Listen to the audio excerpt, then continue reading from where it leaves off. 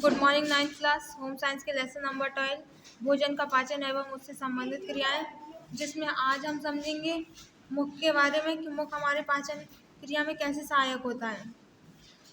हम मुख द्वारा भोजन या आहार ग्रहण करते हैं। हम सभी मुख से भोजन ग्रहण करते हैं, इसमें कोई समझाने वाली बात नहीं है। तथा यहीं से भोजन का पाचन भी प्रारंभ होता है, क्योंकि पाचन में सहायक विभिन्न स्रावों यानी कि एंजाइम्स का आहार के साथ विलय एवं आहार का लुगदी के रूप में रूपांतरण यहीं पर होता है।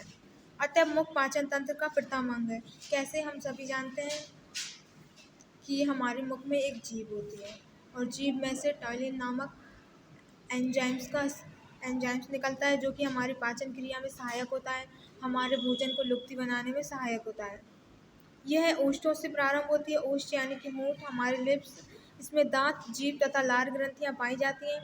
ये सभी पाचन की क्रिया में महत्वपूर्ण भूमिका निभाते हैं। दांत से हम भोजन को चबाते हैं, जीभ से उसे अंदर अंदर तक पहुंचाते हैं और लार के द्वारा हमारा भोजन लुगदी बनता है। इस अंगों का संक्षिप्त वर्णन इस प्रकार है। ओष्ठ यानी कि होंठ। ओष्ठ दो होते हैं, जो ऊपरी ओष्ठ तथा निचला ओष्ठ कहलाते हैं, यानी कि ऊपरी होंठ और नीचा होंठ। मुख को खोलने तथा बंद करने का कार्य ओष्ठों के द्वारा ही होता है, अतः इन्हें मुख द्वार भी कहा जाता है। यानी कि यदि हम होंठों को खोलते हैं और बंद करते हैं तो ये हमारा मुख द्वार कहलाता है।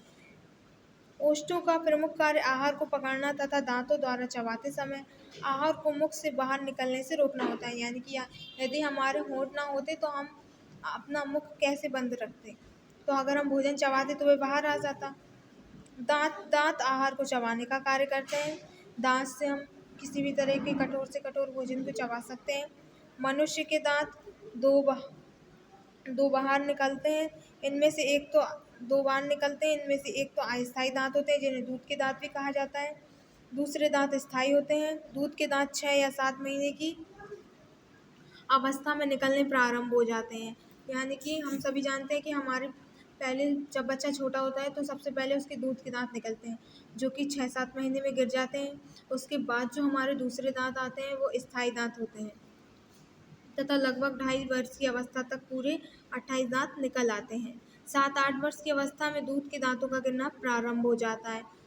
10 से 12 वर्ष की अवस्था तक प्रायः दूध के सभी दांत गिर जाते हैं एवं उनके स्थान पर स्थायी दांत आ जाते हैं। स्थायी दांतों की संख्या लगभग 20 वर्षों की अवस्था तक 28 ही रहती है। इसके पश्चात यानी कि 20 वर्ष के बाद ऊपर तथा नीचे के जबड़ों में दोनों ओर एक एक दाढ़ निकलती है। इस प्रकार कुल 4 दाढ़ निकलती हैं। ये चारों अक्कल दाढ़ यानी कि बुद्धि दाढ़ कहलाती हैं। ऐसा कहा जाता है कि